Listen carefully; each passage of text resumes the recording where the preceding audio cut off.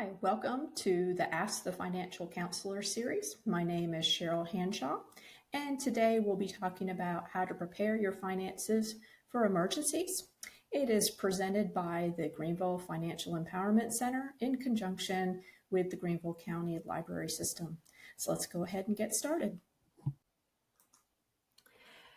So for many of us in a situation like today, when we have an emergency through COVID, we're asking, where did our money go? And the reason many of us are asking that at the end of the month is because we really don't have a plan for our money.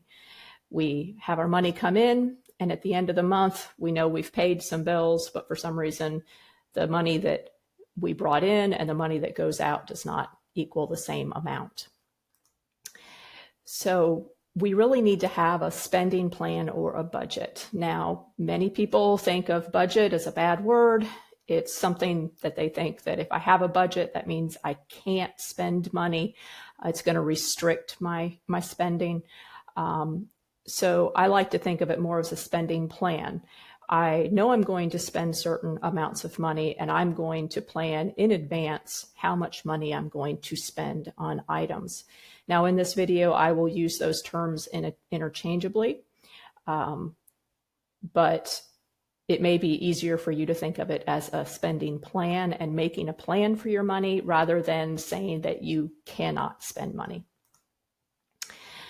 All right, so we're going to be talking about two different things today. My goals are to walk away with one, giving you tools and tips for what to do right now if your income and your expenses do not match, if you're spending more than you're bringing in. And then my second goal is that if you are in a situation where your income exceeds your expenses, then what can you do to plan for possible future emergencies that may come up?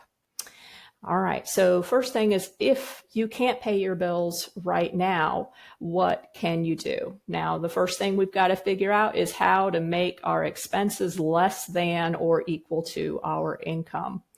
Obviously, we can always increase our income, but if that is not an option, we have to look at how to decrease our expenses. So I want to go over a couple ways where we find are probably easiest to trim or where most people may overspend. So the first is in cable. This is not a need, it is a want. We like to watch television, we like to watch movies, but if you're in a situation where you don't have enough money to pay your bills at the end of the month, this may be an area where you need to trim or reduce. So you may have a plan that gives you hundreds of channels, and you might not need that. You might be able to contact your cable company and reduce your plan. You might also look into a streaming service such as Hulu or Netflix, which may only charge you around $20 a month instead of $100 a month. So you can look at different ways to reduce that cost. If your family is really into game nights and you're okay going without cable, you could do that too, but it's really up to individual preference on what will work for your family. Another area is cell phones. We have gotten to the point in our culture that cell phones feel like more of a need, but many times you may pay for more in your plan than you actually need. So look at what you use your cell phone for. If you use your cell phone for a lot of streaming, obviously you're going to need data plans. But if you're paying for a data plan and you don't use much streaming, you might want to track and see how much data you're using. So be careful with this. You don't want to reduce your data plan and then go over in your data, because those overages are probably going to be more expensive. But there's always the possibility of reducing your plan to something a little less, or possibly changing carriers that might be a little bit cheaper than what you have. It's something to explore. Now, food is probably the biggest area where most Americans overspend, especially with dining out. In today's society where we're very busy, it is so much easier at the end of the day to drive by, get fast food, get takeout, because we're tired when we get home.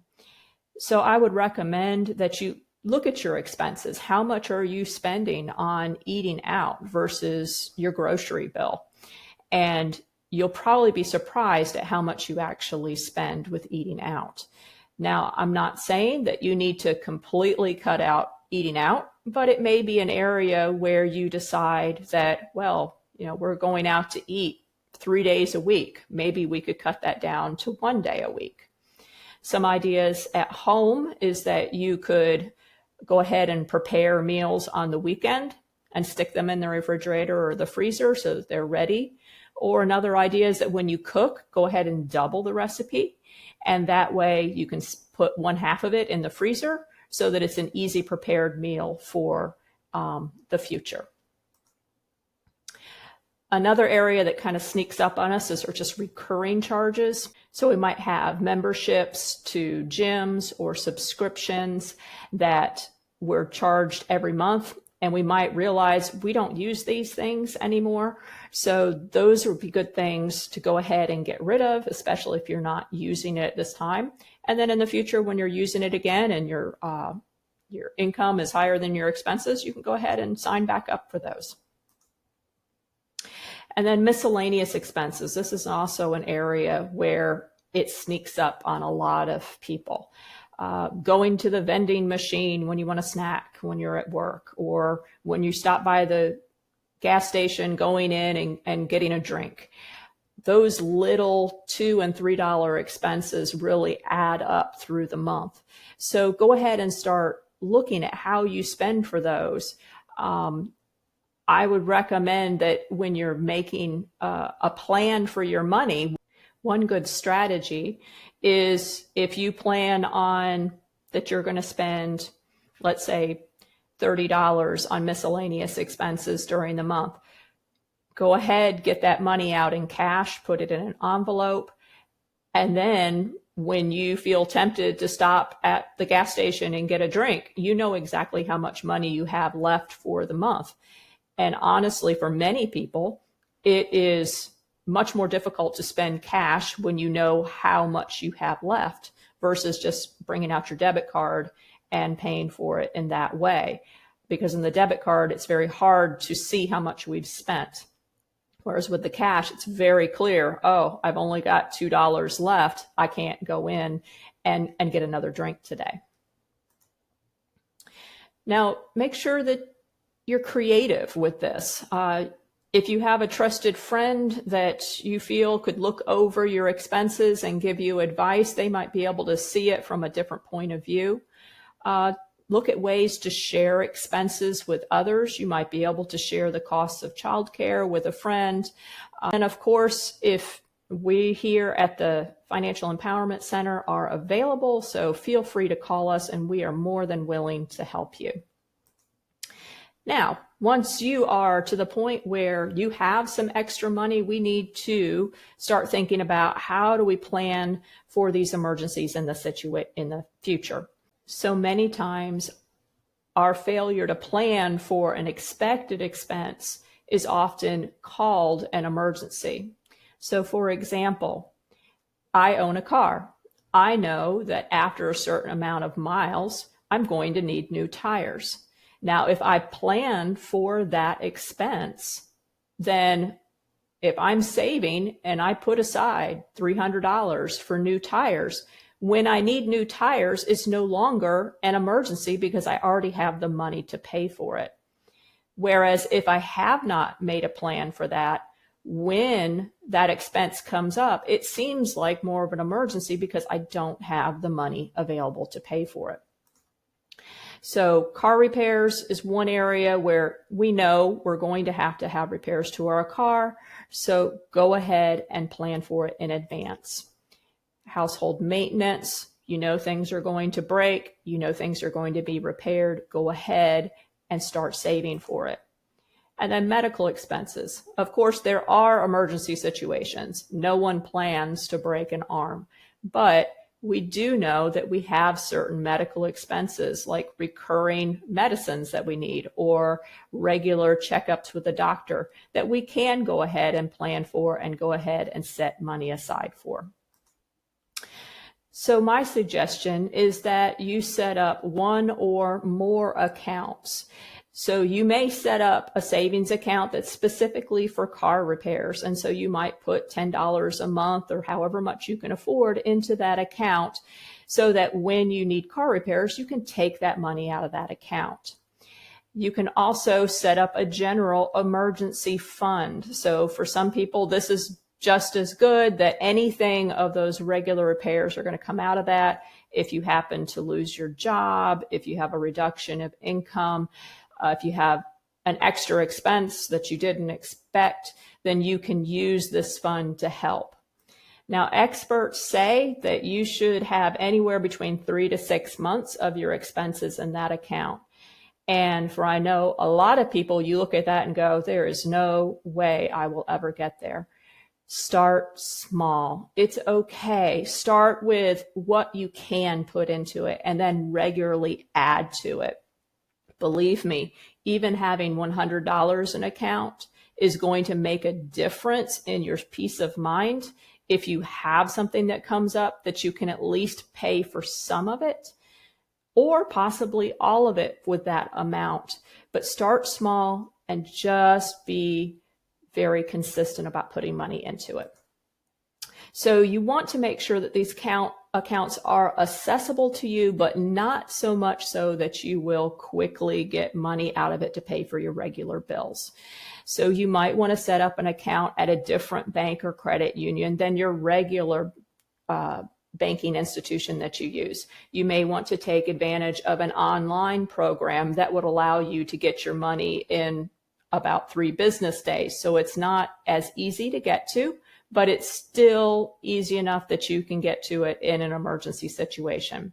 You really don't want to put this money in things like CDs because they're tied up and it's very hard to get to that money when you need it.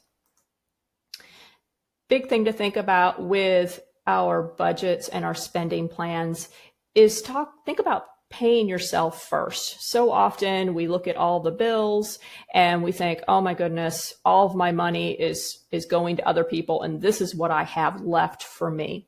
So go ahead and think of yourself as a bill. Go ahead and plan. I am going to pay myself $10 a month or 5% of my income a month. And go ahead and make it a bill. And when you start thinking of it in that way, it will be much easier to save. It won't be an optional line item with whatever you have left over. It'll be something that you take off the top, and therefore it won't be spent. And I just can't emphasize enough the peace of mind that having an emergency fund is going to give to you. So that when things like COVID-19, pandemics, loss of job happens, you are prepared. You have a safety net that you can turn to when you need it. Now, I wanted to give you a little bit of information about who we are. As I said, we're with the Financial Empowerment Center. We are through the Human Relations Commission. And with the Human Relations Commission, we have been around for over 50 years in Greenville, and we can help with a lot of different issues. And what's wonderful is most of these services are for free. So we can help with reverse mortgages, foreclosure, if you have landlord or tenant issues, if you have discrimination issues. We offer a home buyer education class, and if you're homeless, we can help with finding options for you. So if you have questions, we would love to help. Our financial empowerment counseling is completely free, and we would love for you to take advantage of that. If you are interested in having us help you, you can give us a call at 864-467-7503. Or you can visit our website at greenvillefec.com. And this is what the top of the website looks like right here. So if you have questions, call us or put information in the chat box below, and we would love to discuss those with you. Our hope is to put out more videos and hopefully answer your financial questions. So please feel free to share those with us. Thanks for watching.